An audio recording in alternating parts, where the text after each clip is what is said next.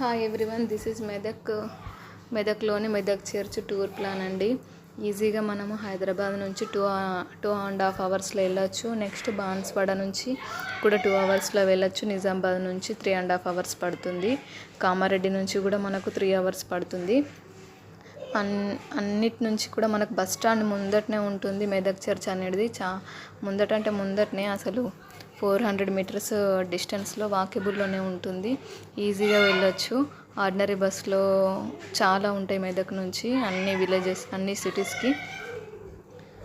ఇది వచ్చేసి ఆసియాలోనే second biggest church అని అంటారని నాకు ఇన్ఫర్మేషన్లో తెలిసింది. ఇక్కడ లోపల ఆర్కిటెక్చర్ అంతా కూడా చాలా బాగుంది. ఇది ఇప్పుడు కట్టింది కాదు, చాలా ఓల్డ్ది, హిస్టారికల్గా కూడా చాలా ఓల్డ్ది. ఇక్కడ కలర్ఫుల్ గ్లాసెస్ ఉన్నాయి కదండి, అవి వచ్చేసి వేరే కంట్రీ నుంచి తెప్పించి పెట్టించారనమాట ఇది కట్టడానికి. ఇది 400 ఇయర్స్ బ్యాక్ చర్చ్ అనమాట. చాలా బ్యూటిఫుల్గా ఉంది. ఆర్కిటెక్చర్ అయితే చాలా అద్భుతంగా ఉంది. నాకు చాలా బాగా నచ్చింది.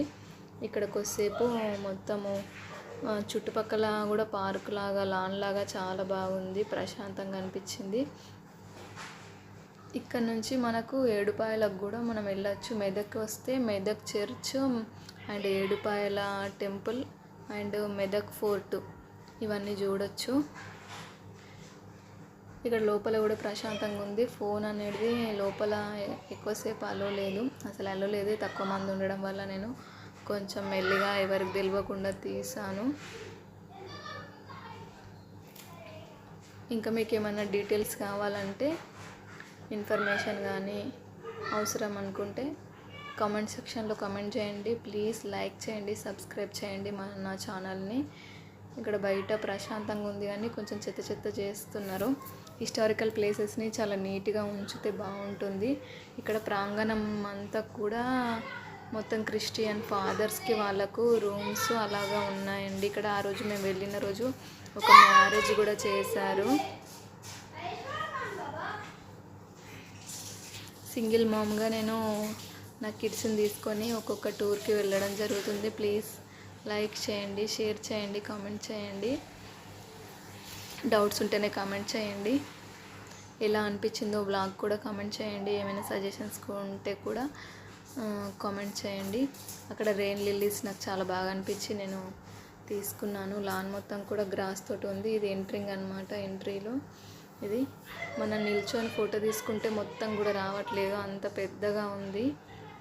ఆర్కిటెక్చర్ అయితే చాలా బాగుంది. లోపల 2 ఫ్లోర్స్ లాగా ఉంది. అంటే క్రిస్మస్ టైంలో ఎక్కువ డివోటీస్ వచ్చినప్పుడు పైన కూడా కూర్చొని ప్రేయర్ చేస్తారు కావచ్చు, మేబీ. అంతకుముందే కొంచెం ఒక 2-3 డేస్ ముందు గుడ్ ఫ్రైడే అయింది. అక్కడ ఇంకొకటి శిల్వ లాగా ఉంది. అక్కడ అందరూ కోకోనట్స్ బ్రేక్ చేస్తున్నారు. కొబ్బరికాయలు అక్కడ బయట కొట్టి అగరబత్తులు అనేటివి ముట్టించడం జరిగింది. ఇంతేనండి. ఇక్కడ ఇది ఫస్ట్ ఎంట్రన్స్లో, బస్ స్టాండ్ ముందు నుంచి ఎంట్రన్స్లోనే ఉంటుంది. మనం వాకేబుల్ వెళ్ళిపోతే మనకు అక్కడ ఐస్ క్రీమ్స్ అవి ఇవి కూడా, అది చాలా ఎండగా ఉండే మేము వెళ్ళినప్పుడు, దొరుకుతున్నాయి. అక్కడ బయట పార్కులో తినకూడదు అని రాసిన బోర్డ్స్ అయితే ఉన్నాయి కానీ మేము టిఫిన్ బాక్స్ తీసుకెళ్ళాము. తినేసి కొద్దిసేపు కూర్చొని నెక్స్ట్ మళ్ళీ రిటర్న్ వెళ్ళిపోయామన్నమాట.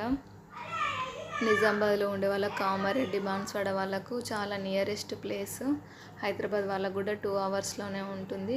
మెదక్ తర్వాత నర్సాపూర్ అర్బన్ ఫారెస్ట్ అని ఉంది. అది వెళ్దాం అనుకున్నాం కానీ ఇప్పుడు సమ్మర్ కాబట్టి చెట్లన్నీ ఎండిపోయాయి. వర్షాకాలం అయితే రెయినీ సీజన్లో చాలా బాగుంటుంది. ఆ పార్కుకి కూడా వెళ్ళొచ్చు. వెళ్తే 4 ప్లేసెస్ కవర్ అవుతాయి. ఇది మాత్రము మెదక్ చర్చ్ గురించి నెక్స్ట్ వీడియోలో ఏడుపాయల టెంపుల్ గురించి పోస్ట్ చేస్తానండి. Thank you for watching. ఇది బస్లో నుంచి తీసాను. అక్కడ మొత్తం కూడా కొండలు, గుట్టలు ఇలా ఉందన్నమాట. మేము ఫస్ట్ మెదక్ బస్ స్టాండ్ నుంచి ఏడుపాయలకు వెళ్ళాము. ఏడుపాయలకు ఇక్కడ చౌరస్తాలు దింపిస్తారండి. అక్కడికి టెంపుల్కి వెళ్ళేసి రిటర్న్ వచ్చేటప్పుడు వేసిన వీడియో ఇది. ఇక్కడ నుంచి మళ్ళీ బస్ కోసం వెయిట్ చేస్తున్నాము. ఇక్కడ నుంచి ఇక్కడ ఆటోస్ అనేటివి ఏడుపాయల కమాన్ అని అంటారు. ఇది ఏడుపాయలను ఇక్కడ ఆటో ఎక్కితే మనకు లోపల టెంపుల్ దగ్గర దింపేస్తారనమాట. రిటర్న్ వచ్చేటప్పుడు కూడా మనము ఆటోలోనే రావాలి.